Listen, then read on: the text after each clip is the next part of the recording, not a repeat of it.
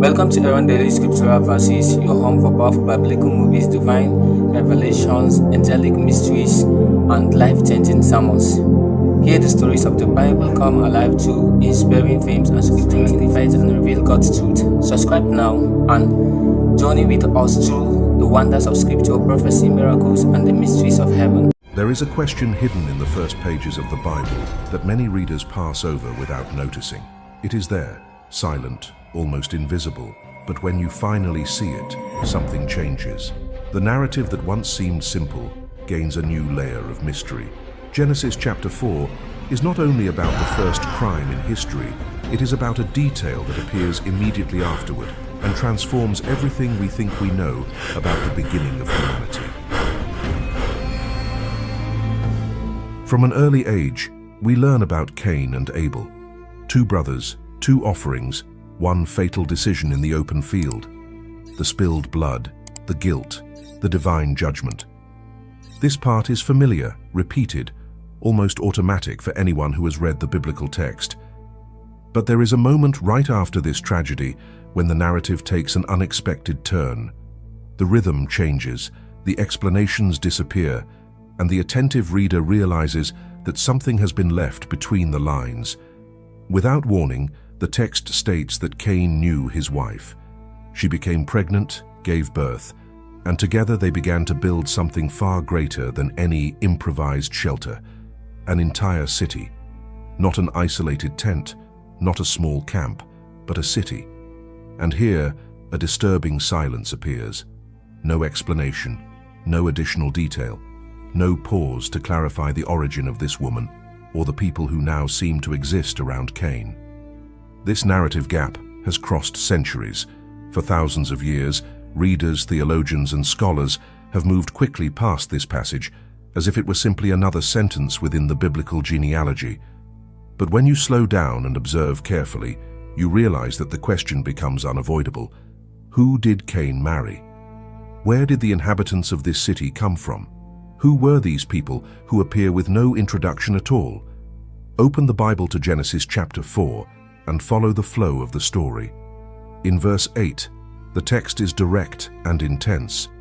While they were in the field, Cain rose up against Abel and killed him. The first murder in human history breaks the silence of creation. Abel's blood cries out from the ground, and God confronts Cain, pronouncing judgment and exile. Up to this point, the narrative follows a logical path, heavy, almost suffocating. But then we reach the next verse, and something abruptly changes. Genesis 4:17 simply declares that Cain knew his wife, that she conceived Enoch, and that he built a city and named it after his son. No transition, no additional explanation. The text moves forward as if the reader already knew everything, as if the existence of this woman and this population were obvious. Now think carefully. Up to this moment, the narrative itself mentions Adam, Eve, Cain, and Abel. Abel is dead. Seth has not yet been born. The Bible itself says he would come later to replace the lost brother. That would leave Adam, Eve, and Cain. Yet the text still tells us that Cain marries and begins a complex society. And the challenge does not end with the unknown woman. Cain does not build a solitary shelter in a distant corner. He builds a city. A city requires organization, families, collective labor, cultivation of the land, division of tasks. Studies of the earliest cities in ancient Mesopotamia indicate that functional urban centers depended on numerous communities with diverse skills and at least a minimal social structure. So the question returns with even greater force: where did these people come from? If Adam and Eve were the only human beings created directly by God, if only 3 children are mentioned at this point in the narrative, who would have inhabited this city? Who formed the generations that arose there? Who walked through the streets of this first urban center mentioned in the Bible? This is not a small detail or a peripheral curiosity. It is a logical tension placed right at the beginning of Scripture, a space of silence that provokes deep reflection. And perhaps it is precisely this silence that was preserved on purpose, inviting each generation to look again at the text and ask what is truly being said and what has been left unanswered. Right after the first sin, that silent moment that shattered the original harmony of creation, something changed forever in the human story. The music that seems to accompany this part of history carries an invisible weight, as if each note remembers that death had entered the world for the first time. And perhaps the most unsettling thing is not only the error itself, but the way the biblical text moves forward almost without pause, as if a gigantic question had been left behind unanswered. When a silence crosses millennia, it does not sound like carelessness. It sounds like an invitation to look deeper, beyond the surface of the words. From the very first pages of Scripture, the attentive reader notices a curious pattern. Many women appear between the lines, essential for the continuation of humanity, yet often without names or detailed stories. Eve stands out as a remarkable exception, a central figure directly connected to the fall and to future promises. Yet soon after her, the narrative seems to sink into an unexpected silence. Genesis states that Adam and Eve had sons and daughters, but the daughters remain without faces, without voices, like shadows sustaining the story without receiving the spotlight. This literary choice creates an almost enigmatic atmosphere, as if part of the story were intentionally kept out of focus. When Cain enters the narrative, the text concentrates all attention on his sin, the murder of Abel, and on the curse that falls upon him. The reader follows the tension, the exile, and the spiritual weight of that act. Yet suddenly, a sentence appears that cuts through the narrative like lightning. Cain had a wife. No additional explanation, no name, no detailed origin. It is as if the biblical narrator decided to move forward quickly, ignoring the inevitable question that echoes in the reader's mind: where did this woman come from? This silence does not seem isolated. Throughout Genesis, the presence of women is constant and indispensable, yet it often remains discreet, almost invisible in the construction of the text.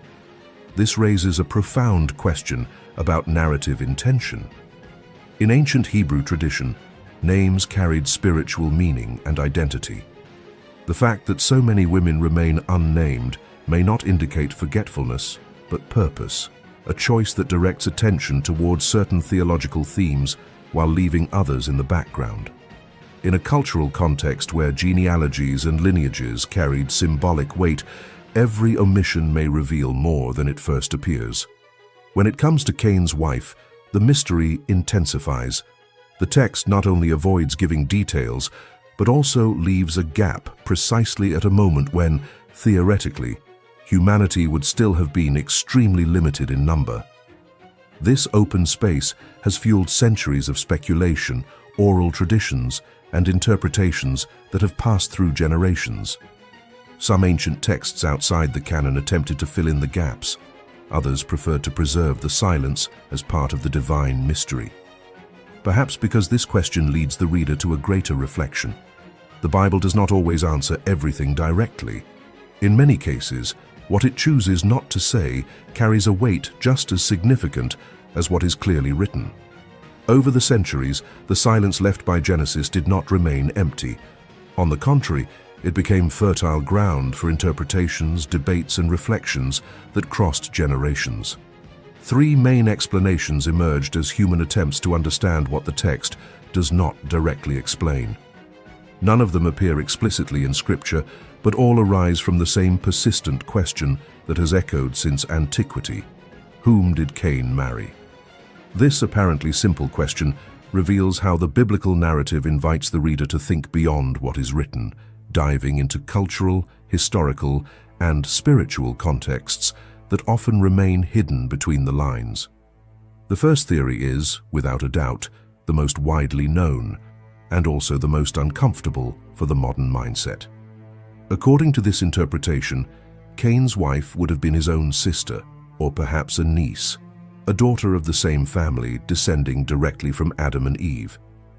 Genesis states that the first couple had sons and daughters, yet it chooses not to detail their names or stories. In a newly created world, where no other human lineages existed, this kind of union would have been seen as inevitable for the continuation of life. What today provokes moral discomfort did not necessarily carry the same meaning in that early context, before the Mosaic Law, before social prohibitions, and before the formation of the cultural structures we know today. Even so, many avoid exploring this hypothesis deeply, perhaps because it directly confronts contemporary sensitivities and raises difficult questions about the earliest beginnings of humanity. The second theory attempts to ease this discomfort by proposing a different scenario: the possibility that other human groups existed beyond the family of Adam. Some suggest that God may have created other people outside Eden, and that the biblical narrative simply chose to focus on the specific lineage that would lead to the story of redemption. This idea, although appealing to some readers, encounters difficulties when compared with the biblical text, which presents the origin of both sin and humanity as coming from a single couple. If other populations existed, why does Scripture not clearly mention them? This lack of direct confirmation causes the theory to remain more speculation than an interpretation supported by Genesis itself. The third theory is perhaps the most intriguing and the least discussed in traditional settings. It appears in ancient writings outside the biblical canon, in Jewish traditions and apocryphal texts that circulated for centuries. In these sources, Cain's wife does not appear as a figure without identity. On the contrary, some accounts give her a name and a specific story, suggesting that her presence in the narrative may have been known in parallel traditions that were not preserved in the final version of Scripture. Here, the silence begins to look less like a simple narrative device and more, for some, like an editorial choice, a way of keeping the focus on the central message while certain details remained outside the official text. It is precisely this possibility that creates tension. What if the name of this woman truly existed in ancient traditions but was gradually lost across the millennia? What if the absence of details is not a flaw, but part of a narrative strategy that directs the reader towards something greater than simple historical curiosity? The three theories continue to coexist to this day, none completely satisfying and none entirely dismissed.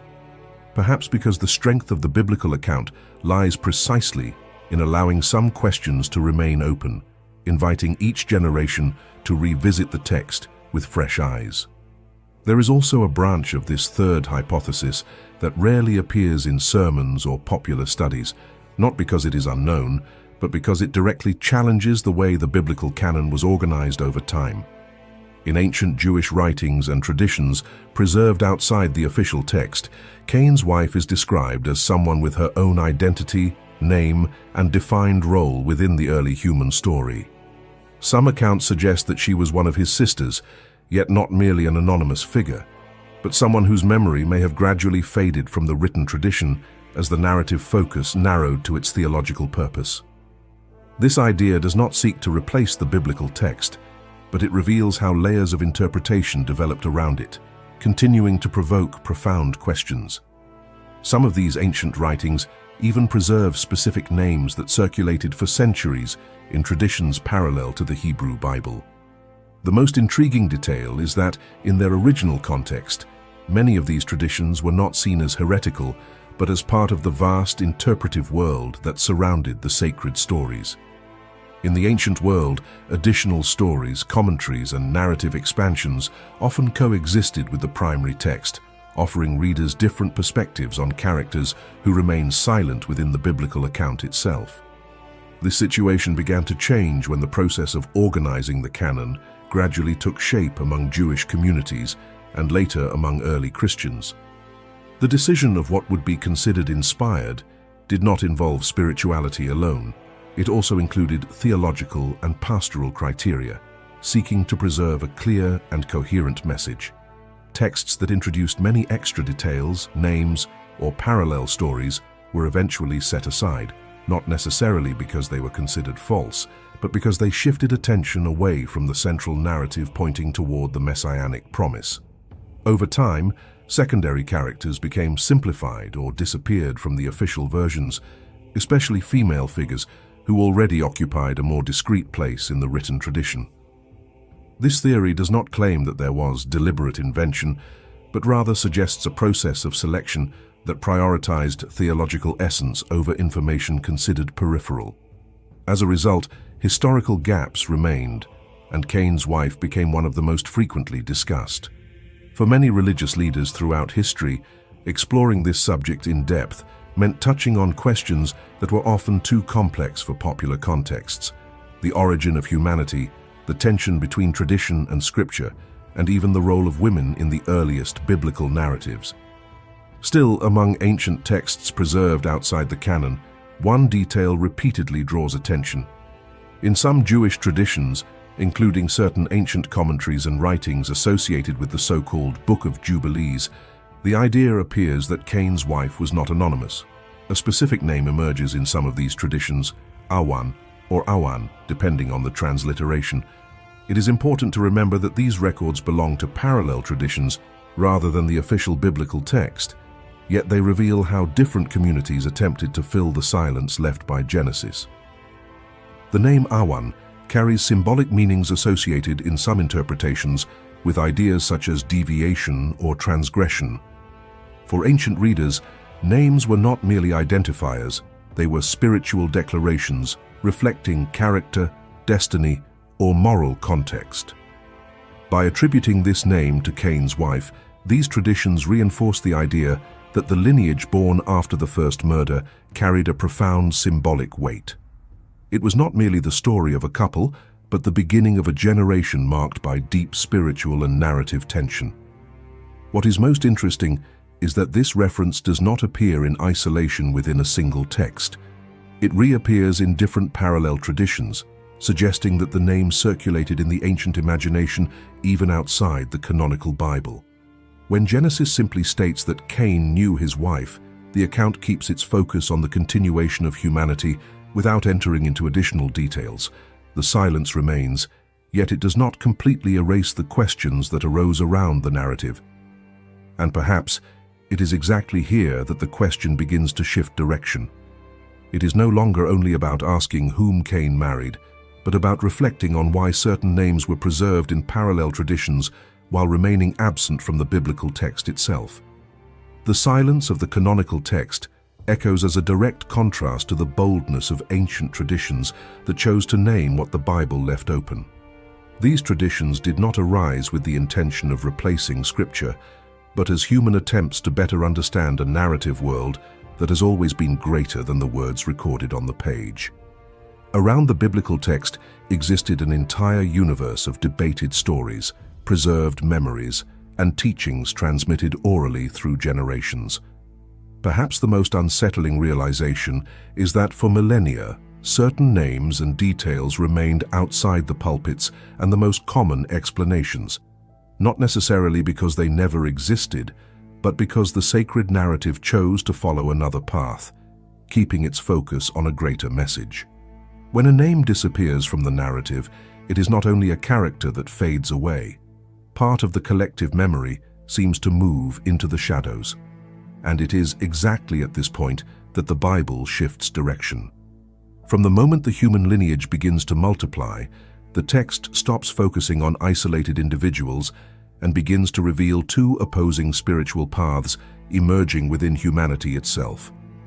On one side stands Cain, on the other, Seth. This is not a geographical division, but a symbolic separation that runs through the entire biblical narrative. Cain moves forward carrying the mark of his error, yet also inaugurating something new in human history. He builds the first city mentioned in Scripture and names it after his son, Enoch. This detail carries deep meaning. In a world where altars represented encounters with God, the raising of a city could symbolize stability built by human strength alone. Walls, social organization, and cultural progress begin to appear as responses to the void left by the fall. The text does not mention Cain building an altar. It mentions the city he constructed, a powerful image of humanity attempting to create security apart from spiritual dependence. Meanwhile, Seth appears almost as a quiet beginning again. The narrative states that in his days, people began to call upon the name of the Lord. There are no great constructions, no imposing cities, no monuments built for human remembrance. The emphasis lies in relationship with God, in the simplicity of the altar, and in the awareness of human spiritual need. Thus, two lineages advance side by side. The descendants of Cain develop in techniques, arts, and cultural expansion, while the line of Seth grows in the search for divine presence. This contrast does not seem accidental. It reveals two possible paths within the same broken world: self-sufficiency or worship, progress without an altar, or advancement accompanied by spiritual dependence. The Bible does not condemn human development, but it presents a constant tension between building in order to move away and seeking in order to remain close. Cain builds as one trying not to look back. Seth cries out because he recognizes that he needs something beyond himself. Perhaps that is why the name of Cain's wife does not appear in the canonical text. The focus was never merely her identity, nor even Cain's complete biography, but the path he chose to follow and the spiritual legacy his descendants would carry. The silence, once again, speaks loudly. It points to something greater than historical curiosity. The narrative is not centered only on whom Cain married, but on what he built and what he failed to build before God. When all these pieces finally come together, the question that once seemed simple reveals an unexpected depth. Whom did Cain marry ceases to be merely a historical curiosity or a forgotten detail in ancient pages and becomes a quiet invitation to revisit Genesis with new eyes, with greater attention, greater humility, and a willingness to see what is not always explicit. The biblical narrative does not ignore questions out of carelessness. Often, it chooses silence as part of the teaching itself. There are moments when God speaks through the words that are written, and others when he allows the space between them to provoke reflection. The existence of names preserved outside the canonical text does not change the essence of the biblical message, but it reminds the reader that the history of Scripture has always been surrounded by layers of interpretation, ancient traditions, and decisions that shaped the way the narrative reached us. Over the centuries, entire communities reflected on these gaps, transmitting parallel memories that coexisted with the sacred text without necessarily competing with it. This reveals something important. The Bible is not merely a historical record, but a narrative guided by a spiritual purpose that goes beyond simple human curiosity. While Cain builds cities and leaves visible marks upon the earth, Seth appears as a symbol of a lineage that chooses to raise altars invisible to the eyes of the world, yet profoundly meaningful before God. This tension runs throughout the entire biblical story and continues to echo even today. To build without dependence or to seek without ceasing, two paths that emerged in the earliest chapters of humanity and still shape spiritual choices in every generation. The question about Cain's wife, therefore, does not end with a specific name or a definitive theory. It points to something greater, to the contrast between what humanity decides to construct and what it chooses to consecrate. Perhaps that is precisely why the biblical text preserves certain silences. They do not weaken faith. On the contrary, they invite the reader to go deeper, to recognize that divine revelation does not always come only through direct answers, but also through the questions that remain open. The biblical story remains alive precisely because it challenges, provokes, and leads each generation to look beyond the surface. If this journey opened new perspectives for you, awakened questions, or helped you see the Bible in a different light, share in the comments what caught your attention the most. Your participation helps this message reach others who are also seeking to understand the Scriptures more deeply. May God bless you, and I'll see you soon. On behalf of my team, I want to appreciate you watching through Aaron Daily Scriptural Verses. I will always keep you updated with new biblical themes and new daily scriptural verses. I love you all, and Jesus loves you.